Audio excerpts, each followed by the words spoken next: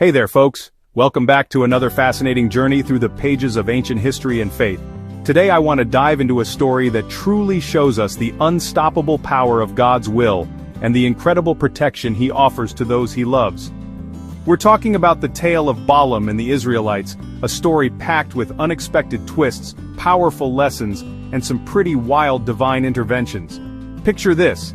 The Israelites, after years of wandering, are finally camped out on the vast plains of Moab, right across from the mighty city of Jericho. Their camp stretches as far as the eye can see, a sea of tents and hope.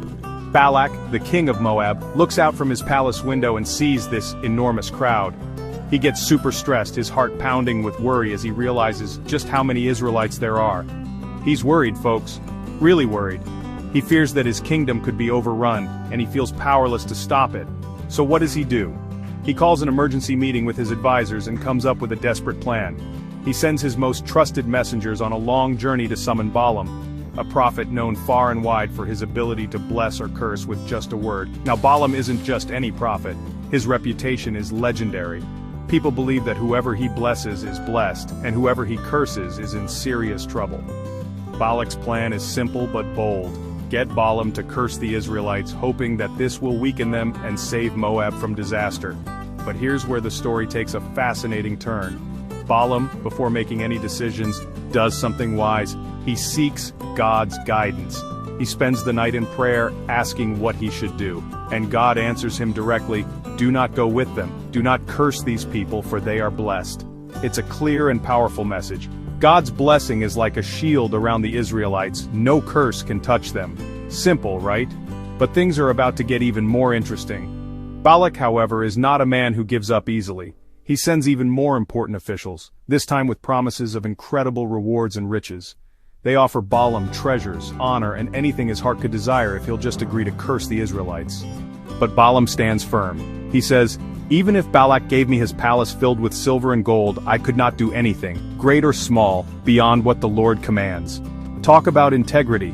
Balaam knows that true power doesn't come from wealth or human rulers, but from obeying God's voice. Eventually, after more pleading, God allows Balaam to go with the messengers, but with a strict condition. He must only speak the words God gives him.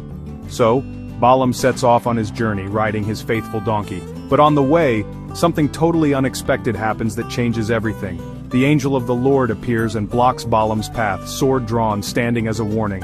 Balaam doesn't see the angel, but his donkey does. The animal senses the danger and refuses to move forward, saving Balaam's life more than once. This humble donkey, often overlooked, becomes the unlikely hero of the moment by turning aside and avoiding disaster. Then, in a moment of divine revelation, God opens Balaam's eyes. He finally sees the angel and realizes that God is in control here. Not him, not Balak, not anyone else. It's a powerful moment of truth, a reminder that sometimes, even when we think we know the way, God has a bigger plan. When Balaam finally arrives and stands before King Balak, he makes it crystal clear, "I can only speak what God puts in my mouth." No amount of pressure or reward can change that. And that's the big takeaway, my friends. God's blessings are powerful, unbreakable, and unstoppable.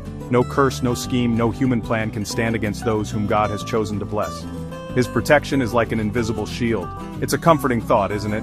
No matter what challenges or threats you face, you can trust that God's favor is stronger than any opposition.